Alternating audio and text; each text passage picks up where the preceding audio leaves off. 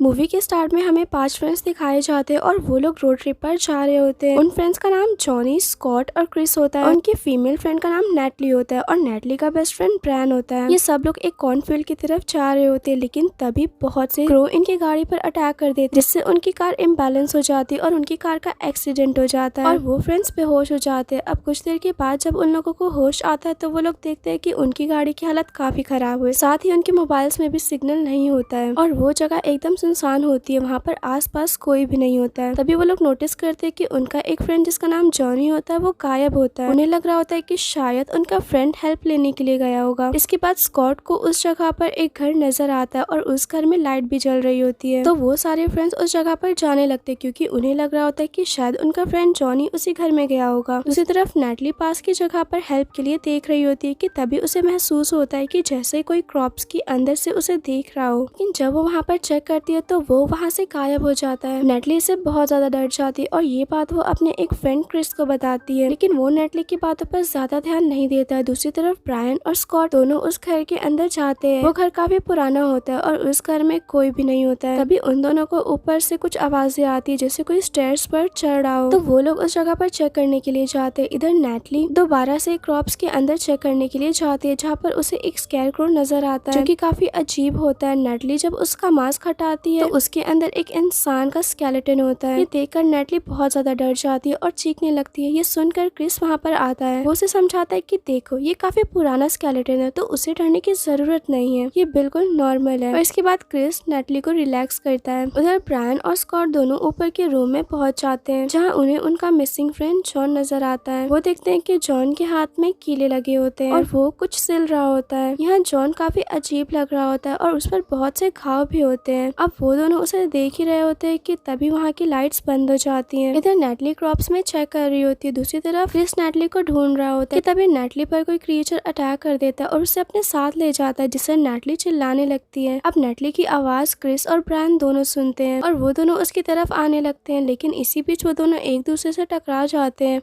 तब ब्रायन देखता है कि नेटली को किसी ने मारकर उल्टा लटका दिया होता है। ब्रायन को वहाँ किसी के होने का एहसास होता है तो वो उस जगह पर चेक करने लगता है। क्रिस को यहाँ पर बहुत डर लगने लगता है और वो वहाँ से भाग जाता है। तभी ब्रायन नेटली के बॉडी को लेकर वहाँ से भागने लगता है। इसी बीच वहाँ पर एक स्कैरक्रो आ जाता है। ये देखकर ब्रायन बिल्कुल भी नहीं डरता है और वो उस स्कैरक्रो को पकड़कर उसे मारने लगता है। तभी वो स्कैरक्रो एकदम से बेजान हो जाता है, जैसे उसमें जान ही ना हो। तभी एक और स्कैरक्रो आकर उस पर अटैक कर देता है, जिससे ब्रायन अब डर जाता है और भागते हुए स्कॉट के पास जाता है, लेकिन यहाँ पर वो स्कैरक्रो स्कॉट पर भी अटैक कर देता है। तब वो दोनों सामने घर के अंदर चले जाते हैं।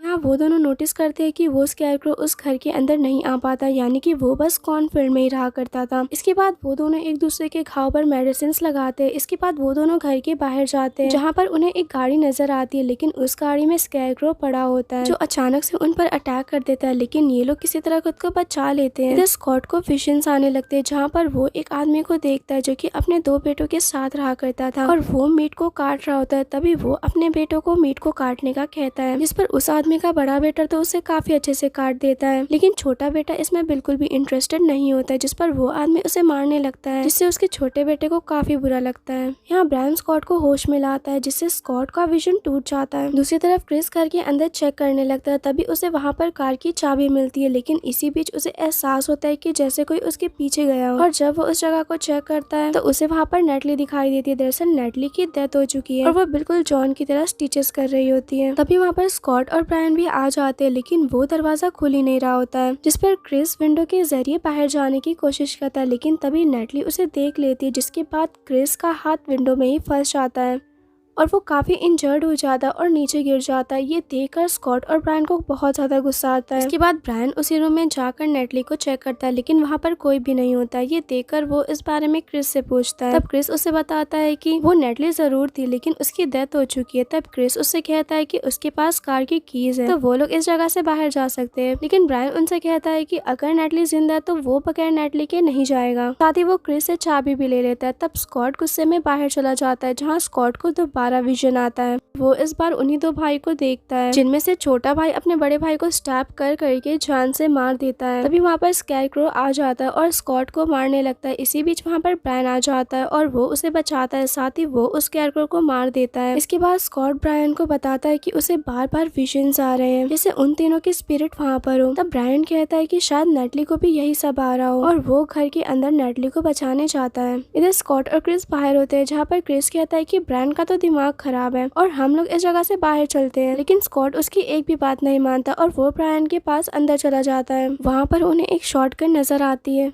इसी बीच उन्हें ट्रक के स्टार्ट होने की आवाज आती है और जब वो लोग नीचे जाते हैं तो देखते हैं कि क्रिस ट्रक को लेकर कॉर्नफील्ड से जा रहा होता है। इधर क्रिस गाड़ी को लेकर जा ही रहा होता है कि तभी उसके सामने एक स्कैरक्रो आ जाता है जो कि उसकी गाड़ी से टकरा जाता है और उसकी गाड़ी बंद हो जाती है और वहाँ पर स्कैरक्रो आकर क्रिस पर अटैक करने लगता है। तभी क्रिस उनमें से एक स्कैरक्रो का मास्क हटा देता है जिससे वो स्कैरक्रो बेजान हो जाता है और वो स्कैरक्रो कोई और नहीं बल्कि उनका मिसिंग फ्रेंड जॉन होता है। ये देखकर वो समझ जाता है कि जो भी स्कैरक्रो उन पर अटैक करता है वो खुद एक स्कैरक्रो में बदल जाता है और इसी वजह से वो उस घर में जाकर खुद के लिए मास्क स्टिच करता है। दूसरी तरफ ब्रायन एक शॉटगन लेकर जा ही रहा होता है कि तभी उसके सामने नेटली का स्कैरक्रो आ जाता है। उसे लगता है कि शायद नेटली उसे नहीं मारेगी, लेकिन तभी नेटली उस पर अटैक करके उसे जान से मार देती है। ये देखकर स्कॉट बहुत ज्यादा डर जाता है। तभी उसे फिर से विजन आते कि छोटा भाई एक मास्क सिलता है और इसके बाद वो अपने बड़े भाई को एक स्कैरक्रो बनाकर उस पर मास्क लगा देता है। अब स्कॉट और क्रिस डिसाइड करते हैं कि वो लोग इस जगह से किसी तरह बाहर जाएंगे। तो क्रिस उसे बताता है कि वो स्कैरक्रो एक बार में सिर्फ एक ही इंसान को अटैक करता है। इधर ब्रायन उसी रूम में जाकर मास्क सिलने लगता है। दूसरी तरफ स्कॉट और क्रिस दोनों गाड़ी के पास से फ्यूल और गन ले लेते हैं, लेकिन तभी स्कॉट पर एक स्कैरक्रो अटैक कर देता है जिस पर क्रिस उस स्कैरक्रो पर शूट कर देता है। अब वो दोनों अलग अलग डायरेक्शन में होकर भागने की कोशिश करते हैं, लेकिन एक स्कैरक्रो क्रिस पर अटैक कर देता है जिससे क्रिस जख्मी हो जाता है। लेकिन ठीक वक्त पर क्रिस उसका मास्क निकाल देता है जिससे वो स्कैरक्रो बेजान हो जाता है। दूसरी तरफ स्कॉट उस पूरे कॉर्नफील्ड में फ्यूल डालने लगता है, लेकिन तभी वहाँ पर स्कैरक्रो आ जाता है जो कि स्कॉट को मारकर बेहोश कर देता है। और जब स्कॉट को होश आता है तो वो देखता है कि